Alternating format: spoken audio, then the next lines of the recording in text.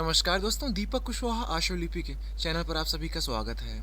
और आज के इस वीडियो में बात करूंगा उत्तर प्रदेश लोक सेवा आयोग की भर्ती अपर निजी सचिव 2010 के बारे में। उसमें यही कि उनके स्थायीकरण के बारे में, ठीक है। और दूसरी खबर ये कि 2023 वाली नई भर्ती कब तक आएगी, तो इसके बारे में कुछ कुछ थोड़ी थोड़ी जानकारी, ठीक। तो आप लोग वीडियो को पूरी ज़रूर देखिए। और जिन भी लोगों ने अभी तक चैनल को सब्सक्राइब नहीं किया है, तो पहले से सभी जन चैनल को सब्सक्राइब भी ज़रूर कर लें, कैसे कि ज़्यादा ज़रूरी, ठीक। तो आप लोग चैनल को सब्सक्राइब करने में कंजूसाई ना किया करिए, कर लिया करिए, कैसे मुफ्त में तो होना है, ठीक है। तो चैनल को सब्सक्राइब भी जरूर कर लें। तो सबसे पहले बात करूंगा अपर निजी सचिव 2010 भर्ती के बारे में। और आज उसकी ज़रूरत इसलिए आन पड़ी क्योंकि इनका जो चयन हुआ था वो अस्थायी तौर पर था। कहने का मतलब कि ये स्थायीकरण इनका नहीं किया गया था क्योंकि धांधली का इल्ज़ाम लगा था कि भर्ती में धांधली हुई है बड़े व्यापक स्तर पर, ठीक है, बड़े पैमाने पर। तो यही हुआ था कि सीबीआई जांच भी इसकी चल रही थी, अभी भी चल ही रही है। और फिर ये हुआ कि जब तक किसी निष्कर्ष पर नहीं निकला जाता है, फिर जब तक जांच चल रही है इसकी, ठीक है, तब तक इन लोगों का स्थायीकरण नहीं किया जाएगा। और मान लो जैसे कि जांच में जो भी दोषी पाए जाते हैं या फिर पूरी भर्ती प्रक्रिया या फिर जो भी कोई पाया जाता है तो उनको निकाल दिया जाएगा या फिर पूरा चयन रद्द कर दिया जाएगा।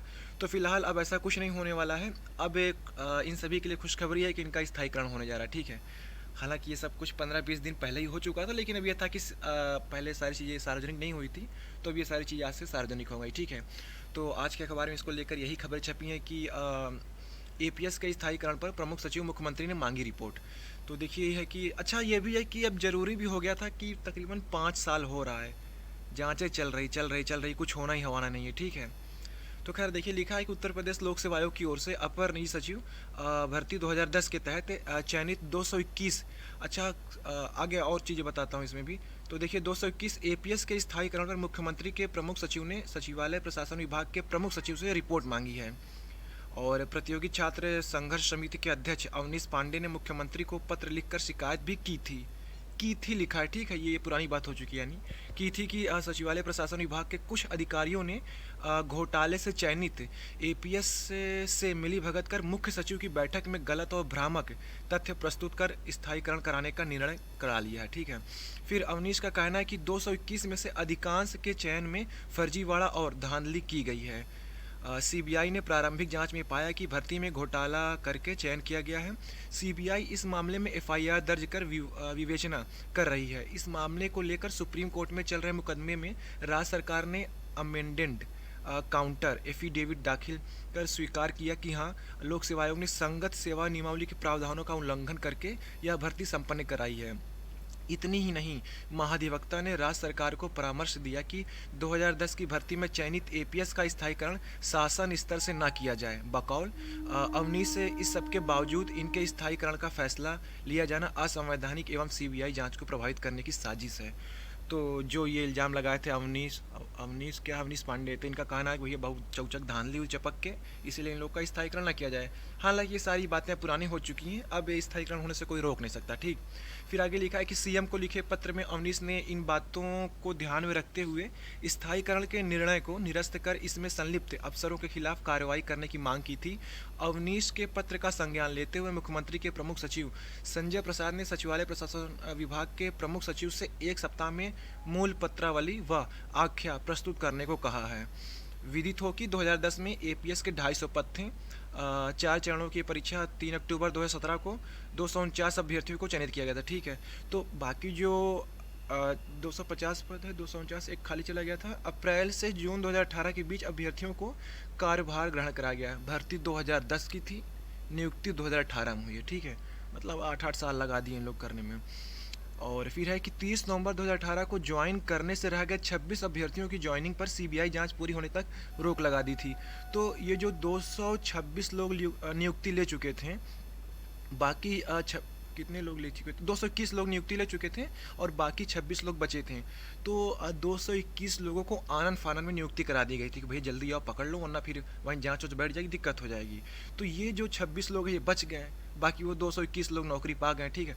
अब उनको वेतन वगैरह सब कुछ मिला, लेकिन उसमें एक कमी ये थी कि उनको वो शक्तियाँ नहीं मिली थी जो पद स्थायी होने के बाद मिलता है, ठीक है। सभी डरे सहमे थे कि अब पता नहीं कब क्या हो जाए, कब निकाल दिया जाए या कब उनका चयन रद्द हो जाए वगैरह वगैरह, ठीक है। तो अब 221 वो भी सुरक्षित हैं, और ये जो 26 अभ्यर्थी बाकी रह गए थे, अब ये भी इनकी भी नियुक्ति प्रक्रिया शुरू कर दी जाएगी। इसी 1 आध महीने में सब कुछ हो जाएगा, ठीक है। जैसे ये प्रमुख सचिव अपनी ये जाँच सौंप देंगे कि हाँ ठीक है करो, जो भी हो मतलब आज्ञा दे देंगे, ठीक। तो फिर ये सारी चीज़ें हो गई। फिर लिखा है कि वहीं 2 चयनित अभ्यर्थी नौकरी छोड़कर चले गए। अरे अब चले गए तो का एकर जिक्र करना। खैर, वर्तमान में 221 चयनित अभ्यर्थी उत्तर प्रदेश सचिवालय में कार्यरत हैं, मतलब 250 में से, ठीक है। तो अब ये 26 जो बचे हैं इनकी भी नियुक्ति हो जाएगी। तो बात यही कि अब अभी तक ये था कि ये लोग भी नहीं चाह रहे थे भैया नई भर्ती है, क्योंकि ये लोग खुद फंसे थे, ठीक है। और नई आने से अब देखो, एक तो इनके ऊपर इल्ज़ाम लगा है 10 वाले में, तो ये लोग हमेशा डरे समय ही रहेंगे। तो अब ये था कि यार जब तक इनकी ना रफा दफा कर दी जाए तब तक नई भी ना आए, ठीक है। तो खैर अब नई का तो मामला वो हो गया, शांत हो गया, मतलब कि ये पुरानी वाली 2010 वालों का स्थायीकरण कर दिया गया, आपसे कर ही दिया गया, इसको समझिए, ठीक है। जब शासन में सारी चीज़ चल रही हैं तो वो करने के लिए ही चल रही हैं, ठीक। तो ये सारी चीज़ें हो गई। और अब आती है बात नई भर्ती की। तो देखिए काम चल रहा है इस पर, ठीक है। 1 महीने से पूरे यूट्यूब पर इस पर कोई वीडियो नहीं है, और कोई अपडेट भी जानबूझ के नहीं दे रहा हूँ, क्योंकि अब इसको मैं उतना ज़रूरी नहीं समझ रहा हूँ अभी, ठीक है। क्योंकि अब फिर ये होता है, ये पता नहीं किसकी कैसी नज़र लग जाए, ठीक है। तो थोड़ा चीज़ों को देख ताक के समझ रहा हूँ, तो अभी आपको इस पर कोई जानकारी नहीं दूंगा। पर हाँ, महीने में 3 4 5 बार आयोग पर आना जाना हो जा रहा है, तो काम चल रहा है अपनी भर्ती पर, ठीक है। और कुछ क्या पाठ्यक्रम में संशोधन हुआ है या टाइपिंग फॉन्ट वगैरह को लेकर, तो सारी चीज़ें बता दूंगा। कुछ दिन और इंतज़ार कर लीजिए, ठीक है। हाँ, ये था कि मार्च में आने वाली भर्ती निश्चित था, ठीक है। लेकिन नियमावली में समकक्ष शब्द अभी भी लिखा हुआ है, तो एक उसकी वजह से अड़ंगा लग गया है कि समकक्ष को तो हटा दो, क्या क्या ले रहे हो समकक्ष को ये बता दो साफ साफ, या फिर समकक्ष लिख रहे हो तो समकक्ष में क्या क्या चीज़ें मान्य हैं उसको तो बता दो कम से कम। वरना देखो, लड़का ये रहता है कि मतलब लोग फिर ये होते हैं कि यार हम तो समकक्ष में अपने आप को मान के आवेदन किए थे, हमारा चयन भी हो गया, अब लेकिन अंतिम चयन में जब होता ही हो तो उनको हटा देते हैं कि हम समकक्ष में नहीं मानेंगे। तो यही आयोग ने शासन से पूछा है कि आप संकोच मतलब चाहे योग्यता को लेकर के हो गया या फिर ये CCC कंप्यूटर के पाठ्यक्रम को लेकर हो गया, तो समकक्ष में आप क्या क्या मांग रहे हैं वो बता दो चुपचाप इज्जत से, ठीक। ये चीज़ जैसे कि ये जो सहायक समीक्षा अधिकारी पद के लिए होता है कि O लेवल या फिर उसके समकक्ष में ये, तो पहले समकक्ष शब्द लिखा होता था, तो कभी कभी PGDCA मान ले, कभी क्या क्या मान ले, कभी कुछ नहीं मानते थे ना, तो आयोग ऊपर था। तो वही अब न्यायालय ने इनको 2 साल पहले फटकार लगाई है कि जितनी भी भर्तियां आप जारी करेंगे उसमें समकक्ष शब्द अगर है तो ये बता दो कि कौन कौन सी चीज़ें आप माने कर रहे हैं, या फिर उसको हटा ही दो, ठीक है। तो अब देखिए ARO में अब ये हो गया कि O लेवल रहेगा, तो ठीक है, अच्छी बात है, वरना उसके समकक्ष में वो कर दिए हैं 10 15 डिग्रियाँ, ठीक है, तो वो मान्य रहेंगी, मतलब कंप्यूटर के प्रमाण पत्र वो मान्य रहेंगे। उसी तरीके इसमें भी ये कह रहे हैं कि बता दो साफ साफ कि CCC के समकक्ष में क्या क्या आप चीज़ें मान रहे हैं, मतलब कि मानेंगे, ठीक है। तो यही सारी चीज़ें हैं, और भी कुछ पाठ्यक्रम है और ये फॉन्ट का भी है। तो इंतज़ार करिए, कुछ दिन में आपको अच्छी ही खबर दूंगा, ठीक है। बाकी हम लगे हैं तो खबर अच्छी ही होगी।